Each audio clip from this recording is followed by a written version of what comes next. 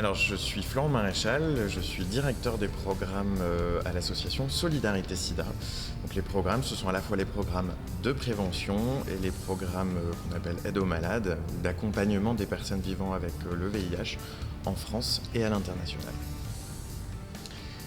Alors, c'est une association qui a été créée en 1992, qui dès le départ avait pour vocation de fédérer la jeunesse pour organiser des initiatives et des événements qui permettent de récolter des fonds et en même temps sensibiliser, faire de la prévention auprès du grand public.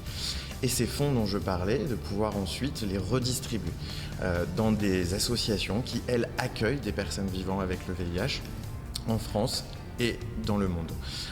Donc ces trois grandes missions, aider, prévenir et mobiliser. Et pour donner quelques chiffres pour que ce soit plus concret, aujourd'hui c'est plus de 110 projets qui sont en partenariat avec 80 associations et ONG locales en France et dans 21 pays. Alors c'est une question qui n'est pas évidente parce qu'on a des systèmes aussi assez différents, des systèmes de santé notamment, qui sont différents d'un pays à l'autre. Par contre, ce qu'on peut relever, c'est que la France a toujours été quand même un pays assez en pointe dans la lutte contre le sida, avec notamment une société civile très forte, diverse. On a beaucoup d'associations qui sont investies et engagées dans la lutte contre le sida, et ce depuis le début de l'épidémie. Et puis, je pense aussi à la recherche, puisqu'on fait partie aussi des pays pionniers en matière de recherche. C'est d'ailleurs aussi en France qu'a été découvert le virus au début des années 80. Donc voilà, je pense que c'est un pays qui a toujours été mobilisé aussi bien dans son territoire que vis-à-vis des autres pays.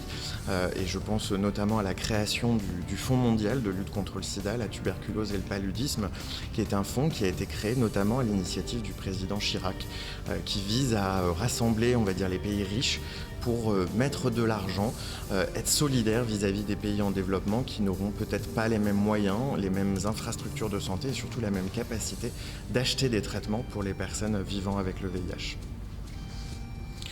Alors, aujourd'hui, on a fait beaucoup de progrès.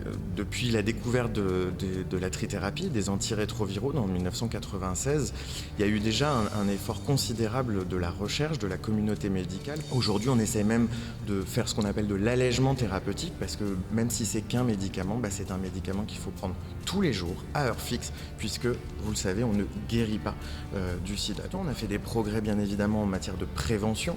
Je pense par exemple au dépistage. On a développé l'offre de dépistage. Outre le préservatif, c'est également la mise sur le marché de la PrEP, c'est-à-dire un médicament préventif à destination notamment des publics les plus vulnérables. Donc ces progrès sont là. Il faut les souligner. Malheureusement, aujourd'hui, encore en 2020, et d'ailleurs cette crise Covid nous fait encore peut-être plus oublier la lutte contre le sida, et pourtant ça reste une urgence de santé publique. L'année dernière, près de 700 000 décès, 1,7 million encore de contaminations dans le monde, et seulement 2 personnes sur 3 qui ont accès au traitement. Les prochaines années à venir, on risque d'avoir une augmentation des contaminations, une augmentation des décès, alors même que depuis plus de 10 ans, toutes ces courbes étaient en train de baisser. Donc oui, il faut maintenir, même si on a fait des progrès, il faut maintenir la pression, les engagements et nos forces collectives face à cette épidémie.